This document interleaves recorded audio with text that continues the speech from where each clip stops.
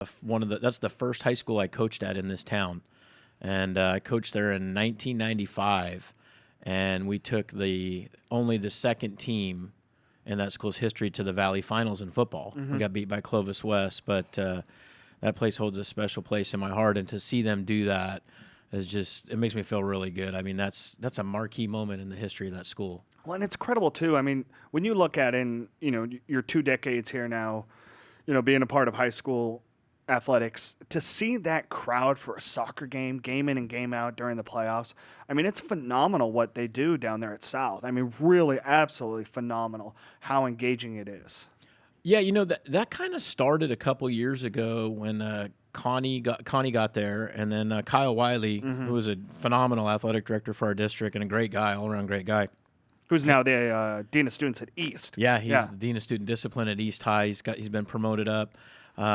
He really made a big push on social media. Oh, man. And I think he had more followers than you at one time. At one point, it was incredible. When South would do something, any sport, softball, football, soccer, whatever it was, they tweet something out, and it got more activity than anything I've ever seen. And it was Zach and I would just sit here and just marvel at it. It was incredible. Yeah, he got that ball rolling, and then it just, how that goes. It just snowballs. Yeah. And I think part of that, it created that culture of excitement at that school, and then their soccer team had success. And, you and I were talking about it last night about the championship game a year ago that had more people than most of our football games. Yeah, it was absolutely incredible. I mean, there they are hosting a Valley Championship, and it was probably one of the most exciting environments I've been in since I've been here now, about a year and a half here in Bakersfield. It was really, and I've never seen a soccer game like that. And I've seen a lot of soccer games in high school, and I've never seen anything like that. It was phenomenal.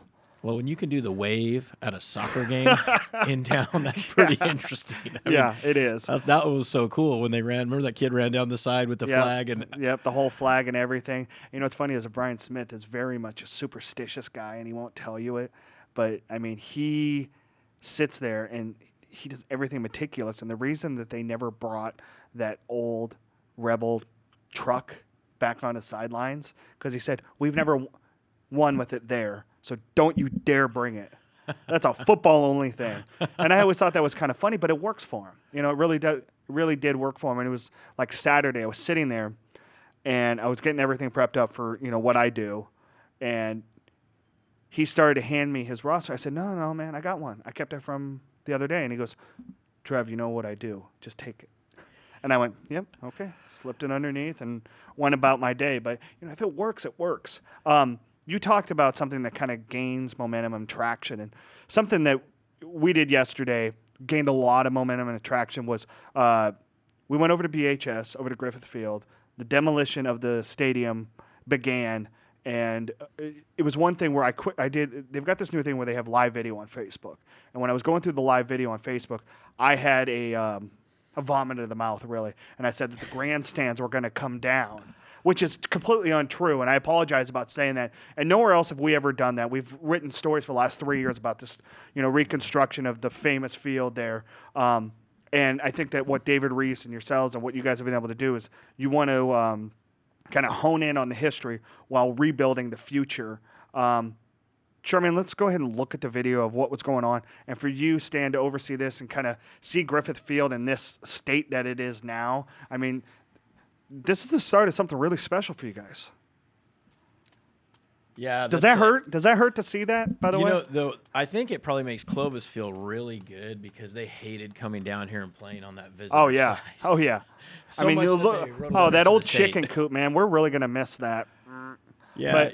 But I love the idea that you guys have kept the grandstand. It's going to be a part of this the cement's going to stay there and you guys are going to build within it. But, can you talk about a little bit more about exactly what's going on for those that really don't know?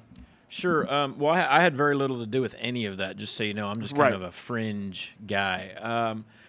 That it was approved years ago. I think the money's been around for the better part of 8-10 years. I've been gone from BHS for 6 years. Yeah, I think it was 2006 or 2008 when it first got okayed. You look at how many great speeches were done in that room, in those locker rooms. You think, and it's going to get gutted out, and it's going to be all brand new. It's incredible. Yeah, well, David's a big history guy, the principal, and to maintain that piece of it was very important to him. I know that he's strived to to protect as much as he could, even down to that water tower. I think ultimately, in order to put an all-weather track in there, that water tower had to go. Right. And I know that hanging on to that, he was trying his best he could to hang on to that. And, he wants to hang on to the block stadium. That's important to a lot of the people. Well, not a lot. It's important to every single person that went the halls of Bakersfield High School.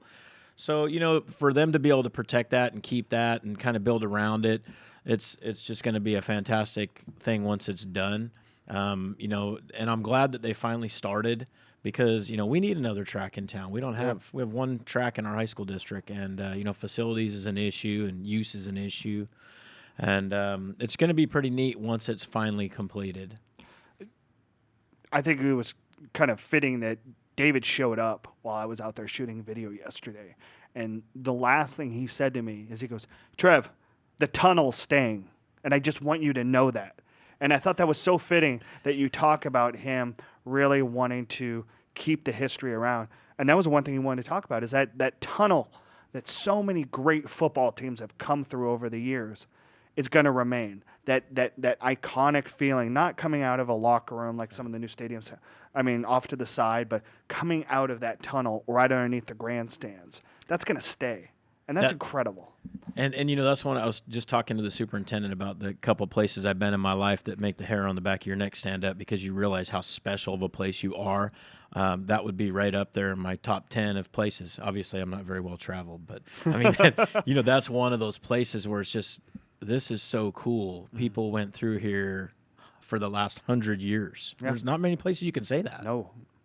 For you, you talked about facilities and different things like that. Is there any talk of building more tracks, upgrading any stadiums in town? But I know you guys aren't a unified school district, so it's tougher to kind of funnel the money from place to place. But is that in the talks kind of? I know academically you guys do so well because the student populations are so much less than other high schools in the state of California. Academically, you guys strive under that kind of guideline. But athletically, you guys kind of fall under the the norm, because you don't have all the weather tracks, you don't have the all weather surfaces, you don't have second gyms at a lot of high schools. Is there talk about maybe trying to funnel money into that at some point?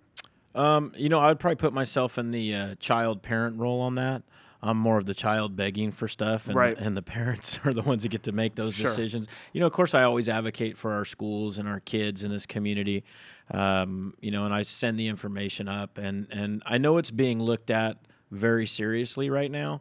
That's not to say that they're going to do something right now. It's all about money, and it costs a lot of money to put those facilities in, but at least we have good data right now. I ran a report last week, and there's, I think, right around 105, 108 schools in this section. Might be a little more now, but of those 105, there's only, I think I came up with 45 that don't have a pool or a track on their campus. And how many of those are in Kern High? 17. Okay. And so, my boss just went, whoa. That's way too many. Yeah. And you know that. And they know that. And, it's just, budget-wise, it's really difficult. And, where do you put your priorities? And so those conversations are happening, which is always healthy. So, I'm holding out hope that eventually we're going to get there. And, I think we will. And I think the biggest thing, too, is you hope that the swim situation kind of changes, too, at some point.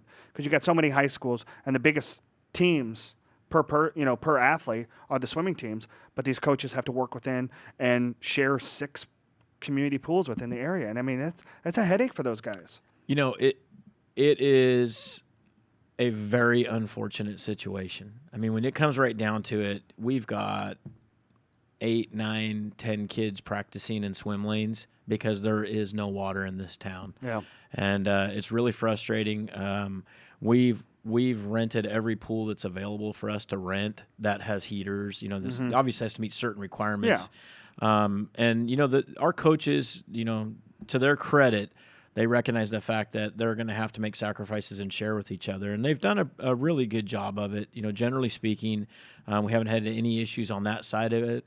It's, they all get that we all have the same feeling about it. We all feel like we need pools. We all feel like we need tracks. We all need better facilities. And, but it's not like we tore them down or that we Oh, I made know. sure we didn't have them. Oh, I understand. We're trying to make that stuff happen, and we're lucky that we have a good group of coaches that are community minded and they understand that look, this isn't something that we created. It's something that we need to find a solution to. Well, it's a testament to the coaches and athletes too. Really. Absolutely. We're going to take a quick break, Stan. We're going to Okay. come back. We're actually going to talk about something fun and exciting that you guys had going on last night. So we'll have more with Stan Green right after this. We'll be right back on BVarsity Live. Cutaway.